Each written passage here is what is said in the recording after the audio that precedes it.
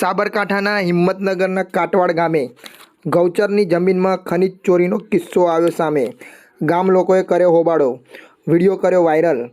આ બાબતે યોગ્ય કાર્યવાહી તંત્ર દ્વારા થાય તેવી માંગ થઈ। જોતા રહો અજય એ ભાટિયા સાથે ભાટિયા 15 ન્યૂઝ સાબરકાંઠા હિંમતનગર। પણ આજે તો મારે હું થયું એ જ ખબર ના પડી। કાટવાડ ગામમાં ગૌચરની માટી હરિજનવાસની અંદર ઘર પાછળ પાડવા માટે તૈયારી, હરિજનના મકાનો પાડવા માટે આવી ગયેલ છે। સત્વરે સરકારને જાણ કરવા વિનંતી।